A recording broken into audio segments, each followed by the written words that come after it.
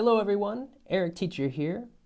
Today we are going to be talking about an ancient Greek philosopher by the name of Plato. We'll talk about who he was, a few of his big ideas, and how we can use what he taught today. And with that, let's jump right in. So who was Plato? Well, to start with, he was a student of Socrates, and he lived through the aftermath of Athens' political decline, meaning the government was failing. And he was also the first person to create what was called the academy, the very first institution of higher learning in the Western world. And Plato wrote a lot about justice, truth, and how society should work. Let's talk more about his beliefs. One of Plato's first big ideas is called the theory of forms. He believed that everything we see in the world, chairs, trees, even kindness, is actually an imperfect copy of a perfect version that exists in a world we can't see, like in our thoughts. He gave the example of a perfect circle, which we can see in our minds perfectly. But in reality, nothing can create a perfect circle. They are all imperfect. Now, you're probably asking yourself, well, why does that matter? Why is that important? And Plato would say that the imperfect forms that we see in the real world are really just distractions. And we should try to focus on the perfect world. And to really express this idea, Plato came up with the allegory of the cave, also called Plato's cave, where he imagined people living in a cave and they're stuck, only seeing shadows dancing on the wall. And to these people who have never seen the real world, the shadows are real.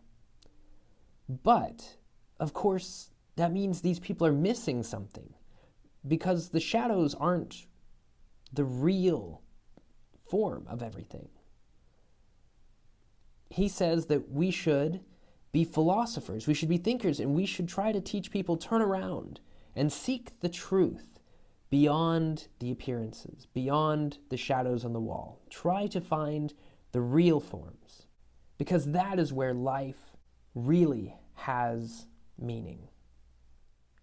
And lastly, another one of Plato's ideas is the idea of the philosopher king, that the best leader would be a wise philosopher.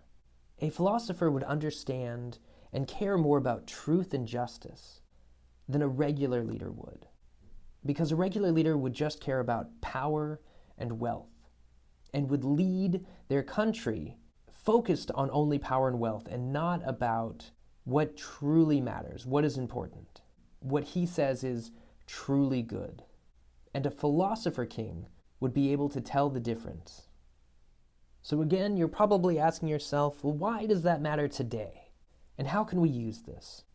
Well, first, today if we try to focus on the idea of perfect things, like fairness, kindness, or beauty, it can help us to apply those ideas, true fairness, true kindness, to our everyday lives.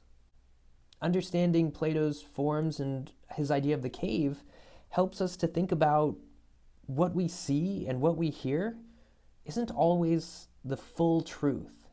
We should look closer, we should ask questions to figure out what is really true and what isn't. And last, when we are trying to decide on who should lead us, we should not pick a leader who is focused on being famous or powerful or wanting money. We should find a leader who is trying to do what is truly good for his country. So remember to be like Plato and try to see beyond the distractions that are keeping you from what is truly good in your life. So everyone, please remember, philosophy isn't about having all the answers. It's about asking smart questions and thinking deeply. And with that, I will see you all again next time. Goodbye.